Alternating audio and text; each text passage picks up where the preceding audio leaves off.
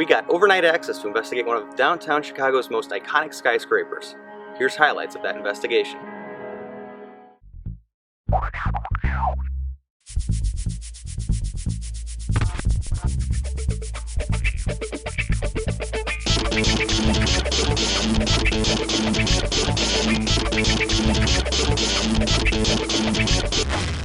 So why might the Tribune Tower be haunted? So many reasons. More than your average 100-year-old building.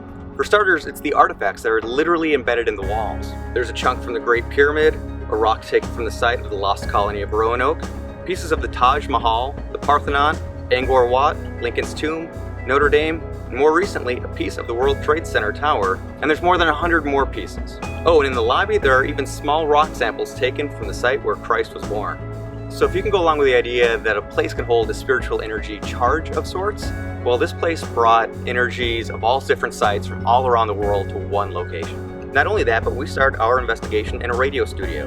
This is a theater of sorts, filled with the energy of thousands of hours of performances since this street-level showcase studio opened in 1986. Hi. Along with host and comic Patty Vasquez, Mark Valley from Fringe and Boston Legal, producer Craig, and friends Rick Geiser and Connor Bright, we shut the lights off and got started.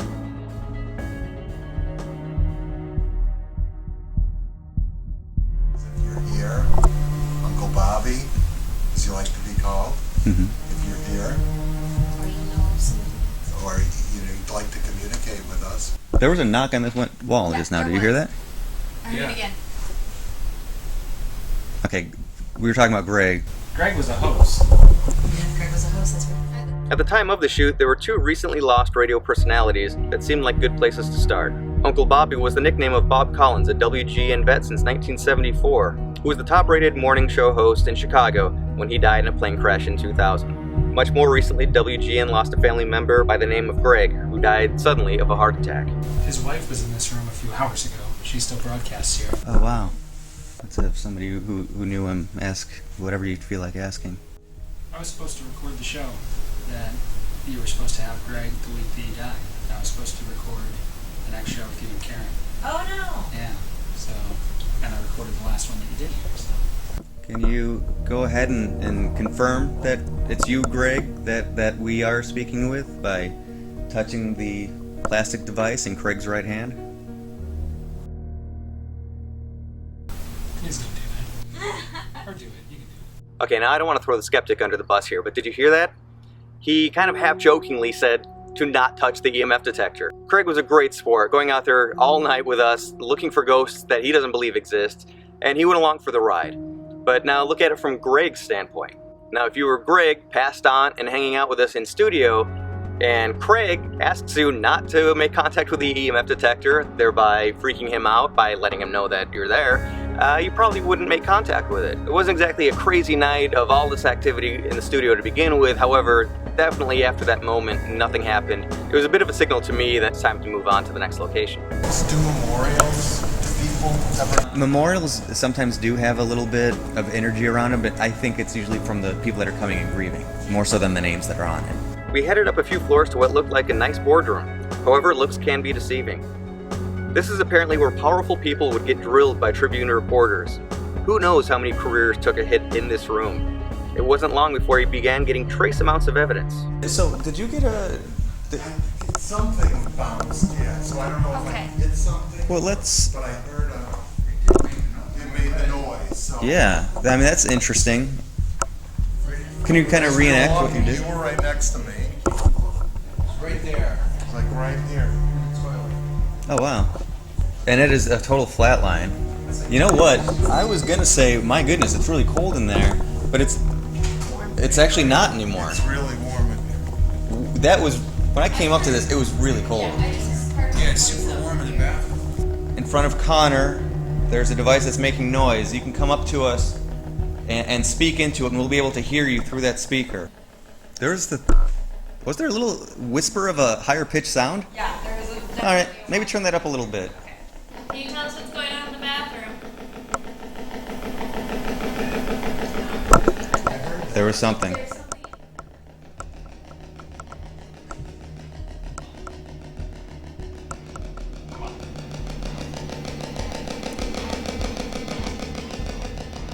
Did anything of note happen in the bathroom?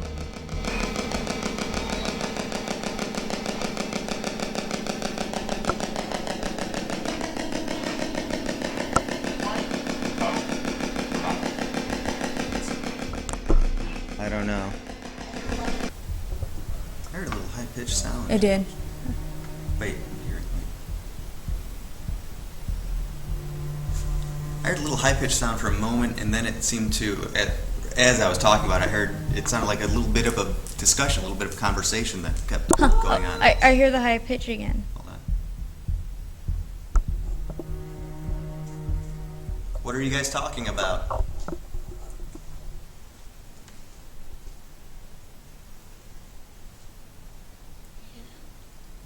I heard that. Yeah, what was that? A repetitive whisper on the ghost box, feeling a cold spot, a couple other random sounds. Nothing very concrete, but there does be some amount of energy lingering here. We continue heading up the skyscraper to our next location. Why is that? Sometimes it just spin. Oh, yeah? Oh, really?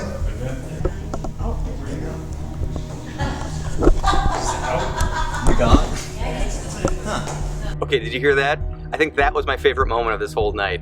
Security guard brings us up to this floor to talk about why it's scary to him and the fact that none of his co-workers like to patrol this floor. And as soon as we turn our backs, poof, he is gone. We spend at least a half hour in this area, but since it's subleased out to a different company, we don't have free reign across the entire floor. A quick search tells the story of a suicide in 2001. However, what floor that suicide happened from is not covered in the article. That said, in a building that's been around since 1922, you have to imagine more than a handful of deaths, suicide or accidental, have happened on this site.